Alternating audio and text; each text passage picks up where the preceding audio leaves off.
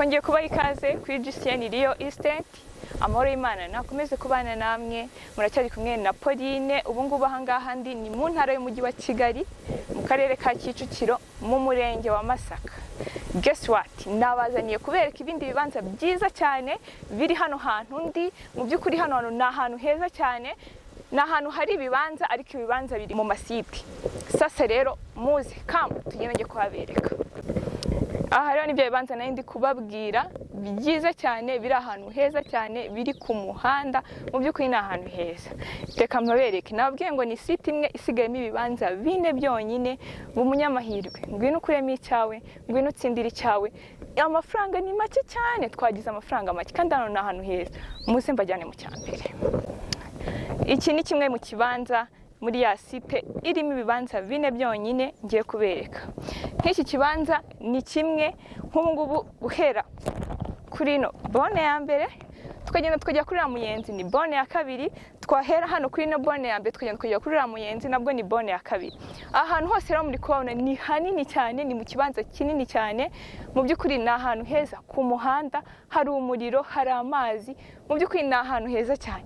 Wahashyira ibintu byinshi bitandukanye, wahubaka etaje, wahashyira inzu y'ubucuruzi, wahashyira ibintu byinshi, nawe ubwawe wahatura cyangwa ukahakoresha ibindi bintu. Ndabizi neza ko uri gutekereza ibintu wakorera hano kandi byinshi.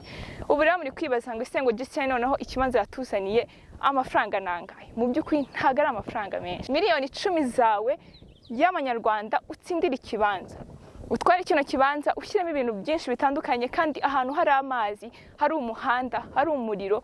Burya ni ahantu heza cyane. Nkuko nabibabwiye rero turacyari muri ya site dusigaranyemo ibibanza bine byonyine. Bumunyamahirwe buwa mbere ngwino utsindira ikibanza cyawe. Tugiye kubereka ikibanza cya kabiri. Metero kare zisaga 340. Ibyiza bindi by'aha hantu rero, dufite umuriro, dufite amazi, ni ku muhanda, haragendwa, haratuwe. Mu by'ukuri ni heza cyane. Nawe ngwino harebe, ngwino urebe ukuntu ari heza, urebe ukuntu ari ikibanza kinini cyane, urebe ukuntu mu by'ukuri ni heza, ni hanini. Wahashyira inzu y'ubucuruzi, wahubaka etaje, wahaba. Mu by'ukuri ni ahantu heza. Mu by'ukuri abantu batangiye kwibaza ngo ese kuko GIHEREYE Estate yatuzaniye ikibanza cyiza mu mujyi wa Kigali, mu karere ka Kicukiro, mu murenge wa Masaka, ubu ntigihenze. Mu by'ukuri kino kibanza ntago gihenze. Ikindi kandi nabibabwiye, hano ni ahantu heza mu by'ukuri ku buryo miliyoni zawe 10 y'amanyarwanda waza ukagura hano hantu. Ntago ari menshi, ntago uhenzwe. Mu by'ukuri ngwino ugure. Twabwiye ngo dukoresha platform nyinshi cyane, dukoresha Instagram, TikTok, WhatsApp, Twitter. Watwandikira, wagenda ukadusura, ukareba ibikorwa byacu, wandikamo GIHEREYE Estate kuri YouTube yawe, ugatubona n'ibindi byinshi ahantu henshi hatari i Kigali, i Butare cyangwa ahandi. Ni henshi cyane dukorera. Rero turacyari muri ya site nababwiye harimo ibibanza bine, hasigayemo ibibanza bine byonyine. Ngwino utsindira icyawe. Ngiye kubereka kimwe mu bibanza muri bya bibanza bine aricyo tugezeho. Twagiye. Iki ni kimwe mu kibanza muri ya site irimo ibibanza bine byonyine ngiye kubereka.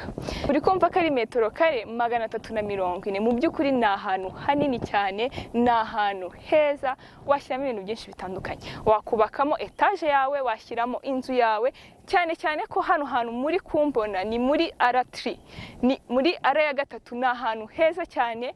Wakubaka kadastra yawe, wakubaka etaje yawe. Ni ahantu heza cyane, hajyamo ibintu byinshi. And then ikiza cy'aha hantu hihariye, hari amazi, hari umuriro, hari n'umuhanda, ndetse haranatuwe. Hano muri kumbona inyuma yanjye muri kubona y'amazu, imbere yanjye andi, no ku ruhande naho hari amazu. Kandi ikindi hano hantu munsi yacu gato hari umuhanda. Mu by'ukuri ni ahantu heza cyane. Uri kubaza ngo ese ngo GIHEREYE ko yatuzaniye ikindi kibanza cyiza cyane noneho ho bashyize ku mafaranga angahe? Ni miliyoni 10 z'amanyarwanda gusa ugatsindira ikibanza cyawe, ukagitwara, ukagishyiramo ibintu byinshi kandi byiza. Ndabizi ngiye nshaka kwandi gutekereza ngo mwahashyira inzu kandi we warangije kubona already ikintu cyahajya kikakuzana umusaruro. Karibi wacu, ngwino tugwe ikibanza kandi ndabizi uragikunda. Ndacyari muri ya site nababwiye ifite ibibanza bine, nibyo nkiri kubereka. Ndacyari kubereka bya byiza bya bibanza ndi kubereka ngo muze mugure, namwe muze mwirebere, murebe ukuntu ntari kubabeshya. Hano ndi kubereka ni ahantu heza cyane, metero kare 420. Mu by'ukuri ni ahantu hanini cyane. Hano ni ahantu heza, duturanye n'umuhanda. Ubu mwumvisha ari metero kare nyinshi, muravuga ngo ubu n'amafaranga agiye kuba menshi. Wapi, amafaranga ni yayandi. Ni miliyoni zawe 10 y'amanyarwanda ugatsindira kino kibanza cyiza kinini ndi kubereka. Ni ahantu heza cyane, mu by'ukuri ngwino harebe, urahita wakunda nawe nuhagera. Kandi urabona ko ayo mafaranga ni make kuri iki kibanza. Nta hantu bihuriye, no mpamvu nababwiye ngo hasigayemo ibibanza bine byonyine, ibindi barabitwaye. Ushaka kumva ari kure, ariko ushaka kuduhamagara.